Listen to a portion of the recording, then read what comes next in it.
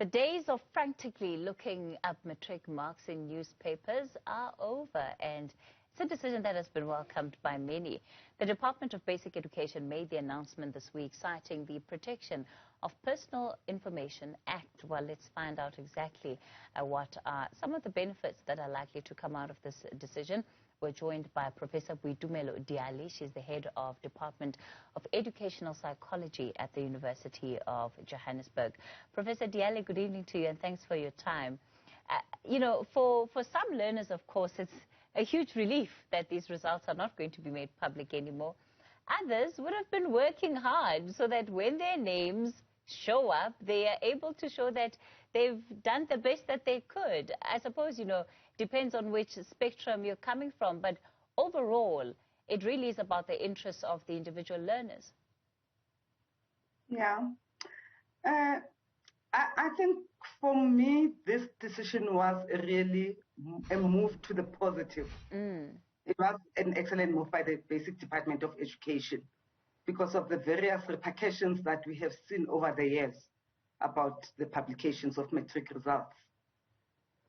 And let's talk a little bit about what those repercussions have been. You know, I've always asked myself, to start with, what was actually the hype of publicizing the matric results? Because matric, it's one stage of a person's journey, you know, an individual's career trajectory. And if we take just this one particular year, hype over it, and even take this one particular moment, this one particular day, 5 minutes of getting a newspaper and hyping, and that frames the life of a child, that frames the emotional well-being of the child, that frames the anxiety of a child throughout. The big question is it emotionally and psychologically worth it? The answer is no. I mean, matric, yes, it's a transition in one's life, but that's not the only academic transition that we have. When a child moves from foundation phase to the next phase, the transition, even when they move from ECD to start schooling, it's a transition. Why don't we publish all those? Why particularly when a person finishes a degree, it's a transition. Why don't we publish final year university student results as an example? Why particularly matric? It's a historical thing that was happening. I wouldn't say I've given myself time to look at the reasons behind it, but the bigger picture, it was not worth it. At the end of the day, the studies were mine. I worked, whether I worked hard, whether I didn't work hard, the results that I have are my results. Why show them to the world? I have the right to show them myself. Professor Diale, the questions that you are asking are really pointing to what has been problematized in our education system, in that there's so much emphasis on this final year of secondary school that it seems to overshadow everything that happens in the process leading to that point. And yet we know it is precisely those years before one gets to matric that often determine the kind of success that one will see. Exactly. And actually, matric in its own self, in its own right, doesn't actually even determine success. We have many cases of learners who actually didn't make it to matric, who diverted at grade 9 to TVETs or to colleges or, you know, to training centers, and have made it in life more than those who've completed matric and have had 7 A's in a newspaper and couldn't make it. So that particular year in its own, it's not a determination of a success of a child. It's not a determination of the future of the child or how smart the child is. But we have built, as I said, we've built our lives around it. So for me, taking this decision says the Department of Education is beginning to move in terms of this towards the right direction. It would be nice to see them beginning to even lessen the pressure around matric, but actually emphasizing the pressure at grade 1, at foundation phase.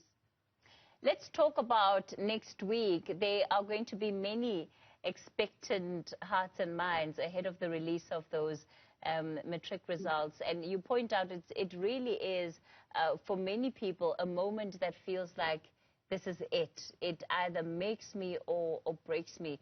What advice do you have for parents and guardians who have young ones that are going through this moment, or rather teenagers that are going through this moment? You know, I want to say, let me start with this. You know, there is that story of the father that the child brought the report and it was failures, and this man was mad about it and saying, I'm paying this money and you're not working hard. And the son said, but Dad, this is a 1979 report, that's yours. You know, the lessons we learn there is that every child, no child, I believe deeply in me, no child wakes up every morning 8 to 2 o'clock to go and fail. Mm-hmm. Every child wants to succeed, sorry. However, life happens to the best of us. And the important thing is when those results come out next year, appreciate that your child, especially in these 2 years of their critical time in grade 11 and 12, have had to go through schooling in the midst of COVID, and they've sat through it. They've done it. They've written. Whatever results, whether it is a low pass, whether it is a fail, if it is a fail, go back and reflect. Where did it go wrong, my child? How can we support better? This is not the end of the world. There are various systems where there are rewrites, where the person can repeat. There are various ways in which you can pick up the pieces to see where things went wrong. Let us stop building, because one of the biggest problems is parents building their failures around their children. Because I failed to be a medical doctor, now I want my child to be a medical doctor on my behalf, and their dream is to be a plumber. If my child wants to be a plumber, let them be a plumber. That's their dream. If I didn't meet my dream, tough love.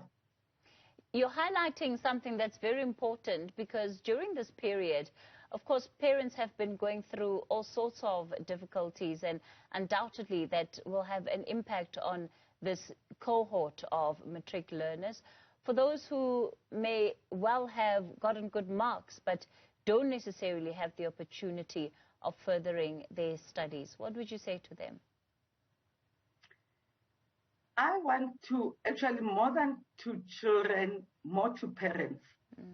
I think we need time, we need some psycho-education on actually the value of a gap year. That taking a gap year is not a sin. Taking a gap year, it's not a mistake. There's nothing bad about taking a gap year. If the gap year is well planned, it can actually have great value. So let us stop pressurizing our children to actually start schooling immediately after matric if they are not ready for it, to start higher education after matric if they are not ready for it. Let us help them plan to say, what next? What can we do? Because I find it sometimes difficult that parents put this pressure now with the child, but you didn't help them even from grade 11 to say, what opportunities are there? Have you applied? Have you done this? What is the possibility of some part-time job and learning the world of work? There are particular skills that our South African children lack. It's actually part-time working and beginning to learn skills of integrating and transitioning into the world of work very early in their lives. And those are things that we need to begin to look at. And we need to pull industry, we need to pull private sector, we need to pull public sector to say, how do we make opportunities for this? We can see with COVID, actually, the basic education has done that a lot in terms of employing matriculated students to be assistants at schools. That's the right direction of saying the world of work and the career world is broad. It is not about rushing education and finishing school, running to university and finishing university. There is a broad field out there that we are going to have to explore as South Africans. Are there easy ways to help plan this gap year? Because often the fear is that, well, if you don't go to school, if you don't take advantage of that year, then you're probably never going to go, and that's not necessarily the case. That's not necessarily the case. That is why I'm saying it is a fear that was built around unfounded theories. Gap year is a very well international phenomenon, and there are ways and means of planning it. I think one of the key things which should be happening, it might not be happening that much, should be happening in the life orientation curriculum. It's to begin to bring these aspects, because as early as in grade 10, if we start beginning to talk about alternatives post-matric, and gap year being one of them, children become readily prepared without feeling that if my friend Nzwaki is going to university and I'm taking a gap year, it means I'm a failure. And helping them to understand that it is my journey. My journey is not Nzwaki's journey. We might be the best friends, but it is my journey. And my journey is directing me towards taking some time off. Because remember, the matric year in its own right, as we said, emotionally and psychologically has huge impacts, the pressure that is there. And some of the children do need that time off after 12 years of study to say, wow, let me start reconnecting my mental self before I can go back and look at these things called books. All right, let's leave it there for tonight. Professor Boitumelo Diale of the University of Johannesburg, thanks for your time tonight.